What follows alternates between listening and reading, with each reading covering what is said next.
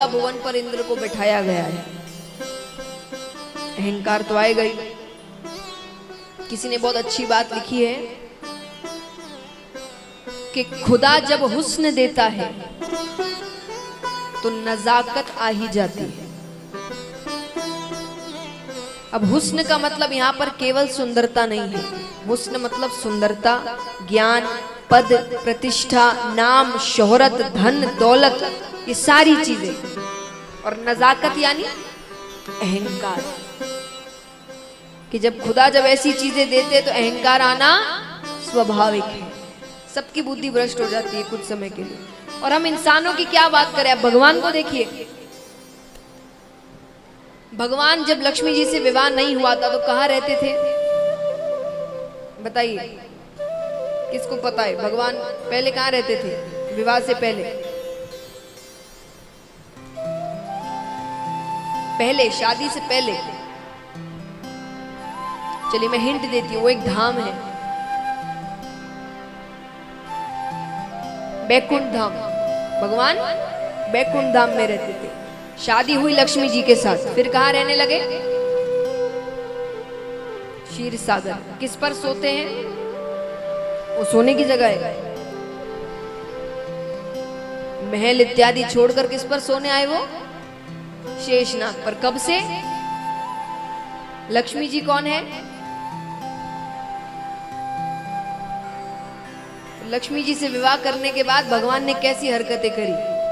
तो देखिए, भक्तों ने लिखा है कि अगर कोई साधारण व्यक्ति धनवान होने के बाद या नाम शोहरत मिलने के बाद थोड़ी ऐसी वैसी हरकतें करे तो इतना चौंकने की बात नहीं है। क्यों नहीं है? वो कहते हैं कि अंध रमा संबंध ते होत न अचरज कोई। कि अगर साधारण व्यक्ति लक्ष्मी से संबंध जुड़ने के बाद ऐसी वैसी हरकत करे तो अचरज मत करो। कि अंध रमा संबंध ते होत न अचरज कोई। क्यों? क्योंकि कमल नयन नारायण हूं रहे सर्प पे सोए। जिसके कमल जैसे बड़े, भाई छोटी छोटी आंखें हो तो समझ में भी आए भाई ठीक से दिखा नहीं, और उनके तो श्रृंगार में उनकी प्रशंसा उनकी आंखों की होती है कि कमल जैसे बड़े बड़े नैन हैं, तो इतनी बड़ी बड़ी आंखें तो शेषनाग नहीं दिखा ठीक से, उस पर सोने चले गए। तो जब भगवान ऐसी वैसी हरकतें कर रहे हैं लक्ष्मी जी से संबंध जुड़ने के बाद, हम और आप तो करेंगे।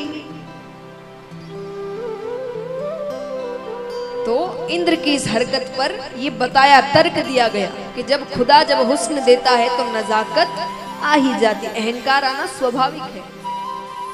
तो इंद्र ने माला फेंक दी, वो चले जाते हैं। अब दुर्वासा ऋषि उसी रास्ते से वापस आ रहे थे, उन्होंने अपनी माला पहचान ली। बहुत क्रोधित होते हैं इंद्र, वहीं खड़े खड़े कहते हैं कि तुम्हें जिस 3 लोक 14 भुवन का इतना नाज है ना, इतना अहंकार है, मैं श्राप देता हूं तुमसे छीन लिया जाए।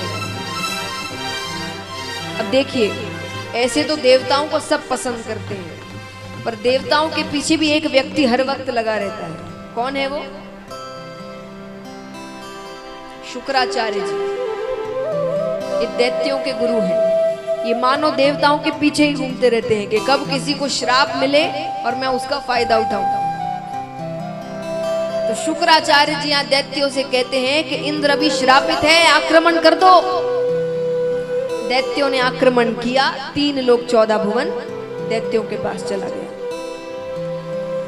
अब देवता भगवान के पास जाए, क्या करे? भगवान कहते युद्ध तो कर नहीं सकते, इंद्र को श्राप मिला हुआ है, तो क्या करें? बोले काम करो, दैत्यों के साथ मित्रता कर, और मित्रता कर कर उनसे कहना हम समुद्र मंथन करेंगे, तो जो भी चीजें निकलेंगी आदि आदि बांट लेंगे। अब समुद्र मंथन में से दोनों को पता था अमृत निकलने वाला है, तो भगवान ने कहा अमृत मैं तुम सबको पिला दूंगा, फिर युद्ध करना, फिर नहीं हारोगे।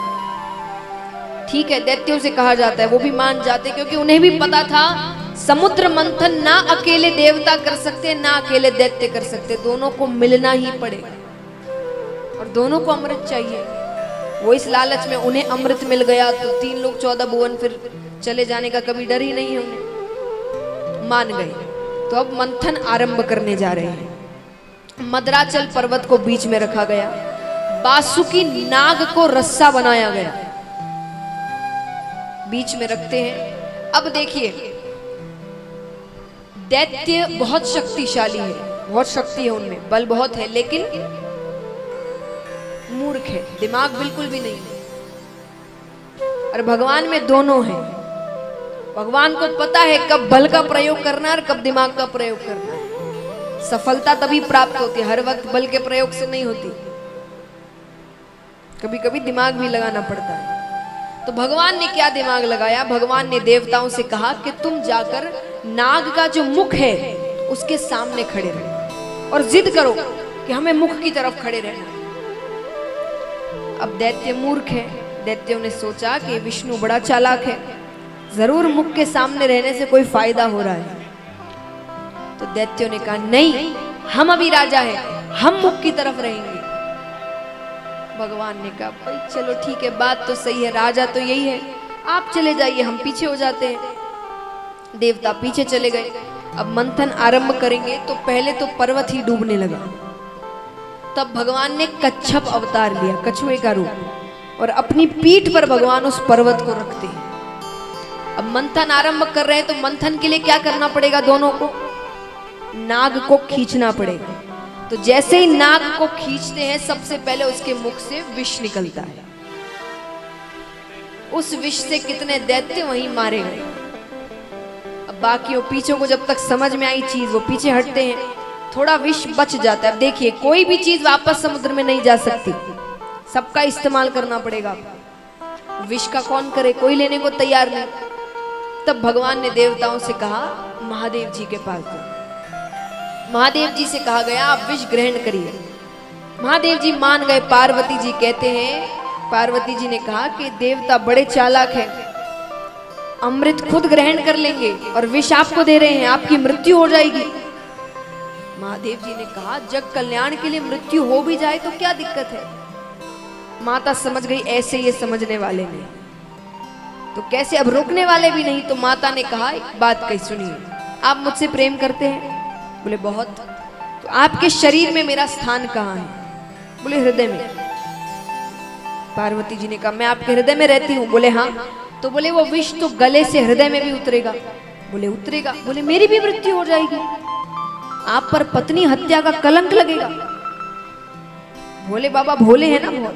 तो माता ऐसे समझा रही है। तो माता ने कहा आप पर तो कलंक लग जाएगा। भगवान कहते हैं सही बात है। महादेव जी ने कहा ठीक है, मैं उसको गले से नीचे उतरने ही नहीं दूंगा। तो महादेव जी ने उस विष को गले पर ही रोक लिया। तब से उनका नाम पड़ा नीलकंठ। बोले नीलकंठ महादेव की। तो महादेव जी विष ग्रहण करते हैं पर उसको गले से नीचे नहीं उतरने देते। अब मंथन कर रहे हैं। मंथन में कई चीजें बाहर निकलती है। उच्च श्रेवा घोड़ा निकलता है, कामधेनु गाय निकलती है, ऐरावत हाथी निकलता है। सब कुछ ना कुछ ले रहे हैं, कुछ देवता ले रहे हैं, कुछ उसमें से लक्ष्मी माता भी निकलती है। लक्ष्मी माता समुद्र मंथन में से बाहर आई थी, हाथ में वरमाला ली। अब वरमाला लिए बाहर आई तो सब सज धज कर खड़े हो गए कि किसके गले में वरमाला जाए। देवता खड़े हैं, दैत्य खड़े हैं, ऋषिगण कई खड़े हो गए, माता सब, भगवान पीछे खड़े हैं। उनको सब सच तो पता ही है। भगवान कहते कर लो जितनी कोशिशें करनी है। तो माता आती है, सबसे पहले देवताओं के सामने से जाती है। माता ने कहा ज्ञानी है, शक्तिशाली है, पर बहुत अभिमानी है, इतना अहंकार है इनके अंदर अपनी चीजों का। चली जाती है। ऋषिगण दिखते हैं। माता ने कहा बलशाली है, ज्ञानी है, अहंकार भी नहीं है, पर क्रोधी है, बहुत जल्दी गुस्सा आ जाता है। चली जाती है। दैत्य सामने आते हैं। माता ने कहा बलशाली है पर मूर्ख है, ज्ञान बिल्कुल नहीं है। सब खत्म। तब भगवान सामने आते हैं। माता भगवान को देखती है, बलशाली है, ज्ञानी है, प्रेमी है, सरल है, विवेकी है, सारे गुण हैं इनमें तो। और माता ने विष्णु भगवान के गले में वरमाला डाला। लक्ष्मी नारायण भगवान की। दोनों का विवाह हो जाता है। अब फिर मंथन करते हैं तो उसमें से अमृत निकलता है। अब अमृत के लिए दोनों झगड़ने लगे। तब भगवान ने मोहिनी रूप ग्रहण किया। भगवान इतने ज्यादा सुंदर लग रहे हैं, इतने ज्यादा सुंदर लग रहे हैं। और देखिए जो कामी व्यक्ति होते हैं ना, वो बाहरी सुंदरता देखते हैं। जो सच्चा प्रेम करते हैं वो आपकी अंदरूनी सुंदरता देखते हैं। तो दैत्य कामी है। अब भगवान इतने सुंदर लग रहे हैं कि वो अमृत तो भूल गए और भगवान के पीछे पीछे जाने लगे। और भगवान ने भी जितने दैत्य थे सबको मदिरा पान करवा दिया और यहाँ पर देवताओं को अमृत पिलाने लगते हैं। अब दैत्यों में से एक दैत्य थोड़ा होशियार था, राहु नामक दैत्य। उसने भगवान को पहचान लिया तो वो चुपचाप देवताओं की श्रेणी में जाकर खड़ा हो जाता है। भगवान ने गलती से उसे भी अमृत पिला दिया। अब जब तक भगवान को समझ आए, भगवान ने सुदर्शन चक्र फेंका, सर धड़ अलग कर दिया, लेकिन तब तक अमृत ने अपना काम कर दिया था। तो तब से वो दो दैत्य बने, राहु और केतु। अब यहां पर दैत्यों को गुस्सा आता है। जैसा मैंने कहा, दिमाग नहीं है, मूर्ख है। ये समझ गए हैं, जब पता चल गया कि सबने अमृत पान कर लिया है, फिर भी गुस्से में युद्ध करते कि हमारे साथ धोखा हुआ है। युद्ध करते 3 लोग 14 भुवन देवताओं के पास चला जाता है। इस प्रकार देवताओं ने अपना सिंहासन वापस लिया। राजा परीक्षित कहते हैं, तो क्या इसके बाद दैत्य चुप बैठ गए? वो हार मान लिए? बोले नहीं। उसके बाद दैत्यों ने ऐसा कुछ किया जो किसी ने नहीं सोचा था। क्या किया? बोले दैत्यों ने धर्म का कवच पहन लिया। दैत्य सत्य की राह पर चलने लगे, यज्ञ इत्यादि करने लगे, पूजा पाठ करने लगे। धर्म इसीलिए देखिए भगवान ने रावण को, कंस को, सबको मारा है, बलि को मारा नहीं। क्यों नहीं मारा? क्योंकि मार नहीं सकते थे। वो गलती ही नहीं कर रहा था, उसने कोई पाप नहीं करे थे। तो महाराज अब यहाँ पर सब धर्म का कवच पहन के बैठे हैं, सब पूजा पाठ यज्ञ इत्यादि कर रहे हैं। बलि को दैत्यों का राजा बनाया गया। राजा परीक्षित ने कहा, इतने बड़े बड़े दैत्य हैं तो बलि को राजा क्यों बनाया गया? बोले क्योंकि उसी के कारण उन्हें वापस 3 लोग 14 भुवन मिल गया था। कैसे? बलि अपने पिछले जन्म में एक डकैत थे, डाकू। उन्हें पता चला किसी गांव से कोई सेठ जी अपने साथ बहुत सा धन लेकर जा रहे हैं और बीच में एक जंगल का रास्ता है और धन उनके पास इतना है कि अगर किसी ने भी चुरा लिया तो उसे जीवन भर चोरी करने की जरूरत नहीं, वो बैठकर जीवन जी सकता है अपना। डकैत बलि ने सोचा ये अच्छा मौका है, आखिरी चोरी करते हैं,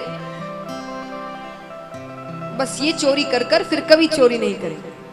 तो बलि ने रास्ते के लिए एक पोटली में 2 रोटियां बांधी कि भूख लगी बीच में तो भोजन कर लेंगे। पर चोरी करने का ऐसा जुनून सवार था, वो चलते जा रहे, सीधा जंगल में ही जाकर रुके।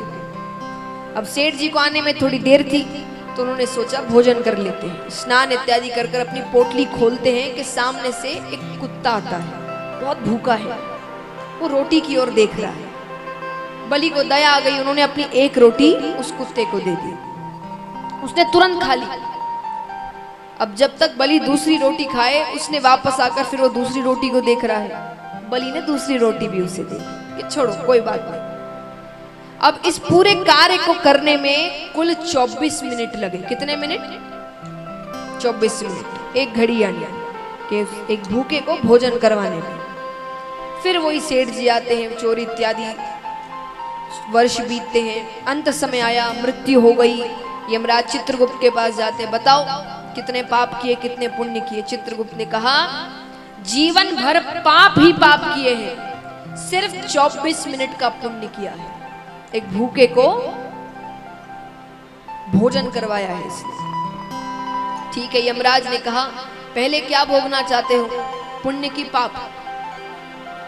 अब उसी रास्ते से शुक्राचार्य जी जा रहे हैं। शुक्राचार्य जी ने कहा कह दो पुण्य। बलि ने कहा पुण्य। क्या करना चाहते हो? जैसे मैंने बताया स्वर्ग में आपकी इच्छाएं पूरी होती हैं। तो यमराज ने पूछा क्या करना चाहते हो? शुक्राचार्य जी ने कहा कह दो इंद्रासन पर बैठना है। बलि ने कहा इंद्रासन पर बैठना है। इंद्र को समझाया गया 24 मिनट की बात है, उसके बाद वापस तुम्हारा ये आसन। ठीक है, बैठाते हैं। अब बैठने से पहले शुक्राचार्य जी ने कानों में कुछ कहा उसके। उसने कहा ठीक है, मैं ऐसा ही करूंगा। चले जाते हैं। अब जैसे ही आसन पर बैठते हैं कि बुद्धि भ्रष्ट हो जाती है।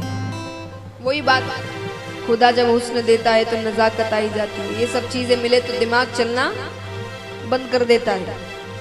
अब क्या करना था वो क्या कर रहा है। जैसे ही बैठा आसन पर, अप्सराओं से कहते नृत्य करके दिखाओ, भोजन लेकर आओ, ये करो, मेरी सेवा करो, ये लेकर आओ, वो लेकर आओ, वस्त्र लेकर आओ।